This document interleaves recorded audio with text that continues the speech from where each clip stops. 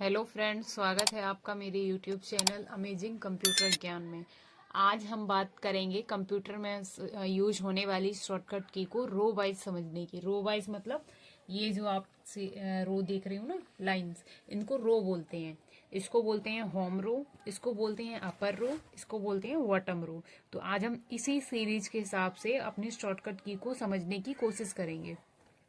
तो आइए वीडियो की शुरुआत करते हैं। सबसे पहले हम देखते हैं कंट्रोल ए को। कंट्रोल के साथ जब हम ए प्रेस करते हैं तो हमारा लिखा हुआ मैटर, जो भी हमने एमएस एक्सेल या फिर पावर पॉइंट या वर्ड पर जो कुछ भी लिखा हुआ है, तो सपोज एग्जाम्पल आगरा, तो जैसे हमने आगरा लिखा है, आगरा को हम जैसे ही कंट्रोल ए करेंगे तो वो हमारा पूरा मैटर सिलेक्ट हो जाएगा। उसके बाद आता है कंट्रोल एस। जब हम कंट्रोल के साथ एस प्रेस करेंगे तो हमारी जो भी हमने फाइल बनाई हुई है वो फाइल हमारी सेव हो जाती है। बाय द वे, अगर कभी आपका सिस्टम शट डाउन हो जाता है या फिर कोई उसमें प्रॉब्लम हो जाती है और अगर आपको वो फाइल सेव करनी थी, तो इतनी जल्दी से क्या होता है कि अचानक से मान लीजिए कुछ प्रॉब्लम आपके पीसी बार बार कर रहा है, तो आप उसको फाइल को सेव कर सकते हो। तो उसके लिए आपको शॉर्टकट की आना जरूरी है, क्योंकि कभी कभी फाइल्स में सारी चीजें देखने में टाइम ज्यादा जाता है। तो इसलिए कंट्रोल एस से हम फाइल को सेव कर लेंगे। उसके बाद आता है कंट्रोल डी। कंट्रोल डी क्या करता है, लिखे हुए अल्फाबेट्स को एडजस्ट करता है कि उसका फॉन्ट हमें कैसा कर रखना है, वो हम इससे डिसाइड करते हैं। उसके बाद आता है कंट्रोल के साथ एफ प्रेस करने से हमारी जो फाइल होती है वो सर्च हो जाती है, फाइंड हो जाती है। कंट्रोल के साथ जैसे ही हम एफ प्रेस करेंगे तो हमारे कंप्यूटर में जहां भी हमने जो फाइल बनाई है, जो भी हम कुछ काम कर रहे हैं, उसको हम जो सेव करते हैं, वो सेव फाइल हमने कौन सी लोकेशन में डाली है, कहाँ पर सेव कर रखी है, अगर हमें नहीं वो मिल रही है तो हम एक शॉर्टकट की प्रेस करते हैं, कंट्रोल एफ। जैसे ही हम कंट्रोल एफ प्रेस करेंगे, हमारी फाइल जहां भी होगी हमारे को उसको उसकी लोकेशन विजुअल हो जाएगी, दिखाई देने लगेगी। उसके बाद आता है कंट्रोल जी। ये स्प्लिट की तरह काम करता है। स्प्लिट मतलब ये जंप की तरह काम करता है। जब भी हम कंट्रोल के साथ जी प्रेस करेंगे तो ये हमारे को सिस्टम में गो टू फॉर्म में ले जाता है। वहां से हम अपनी लोकेशन को, लोकेशन इन द सेंस की फाइल की लोकेशन, आपको कहाँ कंप्यूटर में कौन सी सॉफ्टवेयर में जाना है, वो कंट्रोल जी से हम डिसाइड करते हैं।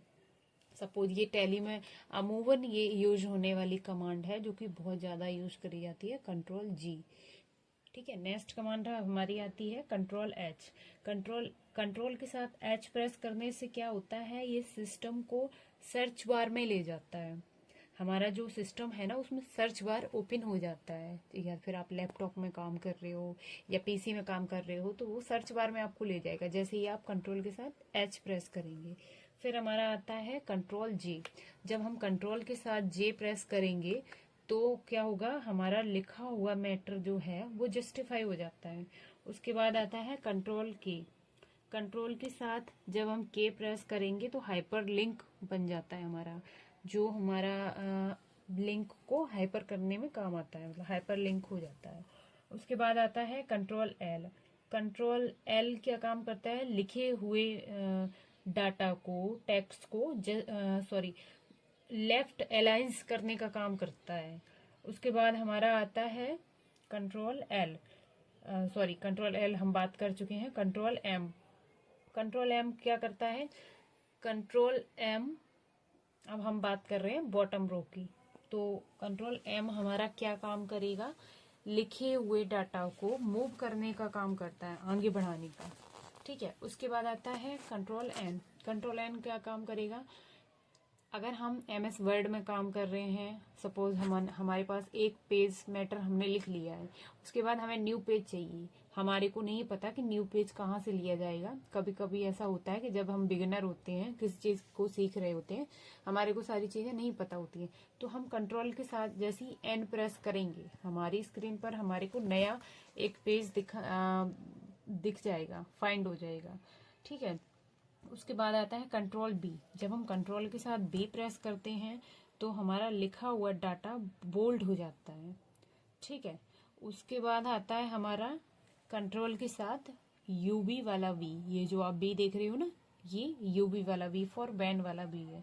इससे क्या होता है, जो भी हम डाटा कॉपी करते हैं वो डाटा हमारा इससे पेस्ट हो जाता है। सपोज हमने सीता लिखा है, तो सीता लिखने के बाद में अगर हमने सीता को कॉपी किया है तो हमारा वो मैटर कंट्रोल के साथ जब हम बी प्रेस करेंगे तो वो पेस्ट हो जाएगा, यानी कि दोबारा लिख जाएगा। इसके बाद आता है कंट्रोल सी। कंट्रोल सी आपका क्या काम करता है, कंट्रोल सी डाटा को कॉपी करता है।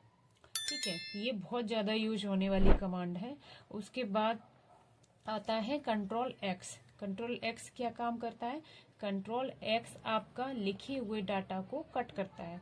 कंट्रोल जेड क्या काम करता है, कंट्रोल जेड आपका अंडो का काम करता है। सपोज अंडो मीन्स कि अगर आपने कोई मैटर आप एडिटिंग कर रहे हो, कुछ लिख रहे हो, कुछ कर रहे हो, और अगर आपसे नेक्स्ट आप उससे नेक्स्ट कमांड में चले गए, मतलब आगे बढ़ गए हो, ठीक है, और आपको नहीं पता कि पीछे आपने क्या किया है, आपने गलती की है या सही किया, कुछ भी आपको मिसमैच हो सकता है डाटा, तो आप क्या करोगे, आप अपने पिछले कमांड में बैक जाने के लिए कंट्रोल जेड प्रेस करोगे। जैसे ही आप कंट्रोल जेड प्रेस करोगे आप पिछली कमांड में पहुंच जाओगे। फिर आता है हमारा कंट्रोल पी। कंट्रोल पी आपने सुना ही होगा, कंट्रोल पी किसके लिए जो यूज होता है, कंट्रोल पी यूज होता है प्रिंट देने के लिए। उसके बाद आता है कंट्रोल ओ। कंट्रोल ओ किसके लिए यूज होता है, कंट्रोल ओ कंप्यूटर में बनी हुई फाइल्स को ओपन करने के लिए यूज होता है। उसके बाद आता है कंट्रोल आई। कंट्रोल आई किसके लिए यूज होता है, जब हम कंट्रोल आई को प्रेस करेंगे तो हमारा जो लिखा हुआ मैटर होता है वो इटैलिक फॉर्म में हो जाता है। मतलब जो आपने देखा होगा तिरछे लिखे हुए जो फॉन्ट होते हैं उसको इटैलिक बोलते हैं। कंट्रोल के साथ जब हम यू प्रेस करते हैं तो क्या होता है, लिखे हुए मैटर में सपोज राम श्याम सीता गीता रोहन, उसमें नीचे अंडरलाइन लिख जाता है। जैसे आपने कुछ मैटर लिखा हुआ देखा होगा, कोई हेडलाइन लिखी है, उसके नीचे जो अंडरलाइन होती है वो कंट्रोल के साथ यू प्रेस करने से होती है। फिर हमारा आता है कंट्रोल के साथ बाई। कंट्रोल के साथ बाई जब हम प्रेस करते हैं तो ये रेडो कमांड की तरह यूज करता है। मतलब अब ये और ये जो की है ना, ये अंडो का काम करती है, ये रेडो का काम करती है। मतलब हमें पीछे जाना है तो हम कंट्रोल जेड करेंगे, और अगर हमारे को आगे जाना है तो हम सेम फॉर्म में आगे जाना है। मतलब जैसे हमने सपोज लिख दिया भारत, तो भारत में मान लीजिए हमने कोई स्पेलिंग्स गलत कर दी है, या हम भारत के आगे हमने कॉमा लगा दिया है, तो हम क्या करेंगे, कंट्रोल जेड करेंगे। जैसे ही हम कंट्रोल जेड करेंगे कॉमा हट जाएगा।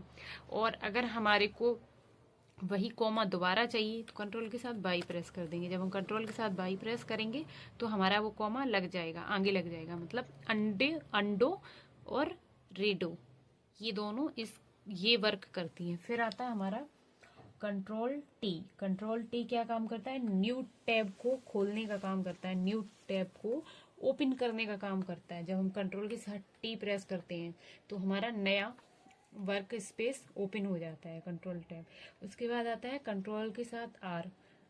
कंट्रोल के साथ आर प्रेस करने से फाइल आपकी रीलोड हो जाती है। उसके बाद आता है आपका कंट्रोल ई। कंट्रोल ई क्या काम करता है, ये सेंटर एलिजमेंट के काम आता है। उसके बाद आपका आता है कंट्रोल क्यू और डब्ल्यू।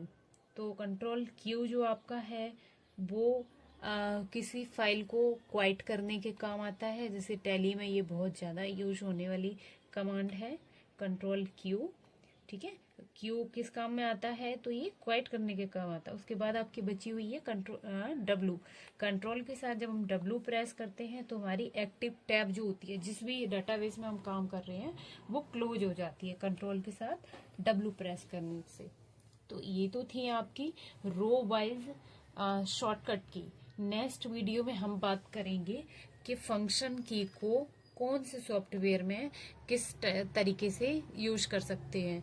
तो सबसे पहले जैसे कि हम एक एक सॉफ्टवेयर के हिसाब से देखेंगे कि टैली में हमारी ये फंक्शन की किस तरीके से काम करती हैं, एमएस वर्ड में ये किस तरीके से काम करती हैं, पावर पॉइंट में किस तरीके से काम करेंगी, एक्सेल में किस तरीके से काम करेंगी। तो हम ये सारी चीजें समझेंगे। फिर इस साइड की जो आप ये देख रहे हो semicolons, apostrophe, colons, question mark, इन सब के भी शॉर्टकट की है जो कि हम लोग समझेंगे धीमे धीमे करके। हम लोग नेक्स्ट वीडियो में आगे देखेंगे। तब तक के लिए बने रहिए हमारे साथ अमेजिंग कंप्यूटर ज्ञान चैनल में। प्लीज़ हमारे चैनल को सब्सक्राइब कीजिए, वीडियो को लाइक कीजिए, शेयर कीजिए और अपनी फीडबैक हमें ज़रूर बताइए ताकि हम समझ पाएँ कि हमें अपने वीडियो में और क्या चेंजिंग करने की ज़रूरत है। Thank you so much.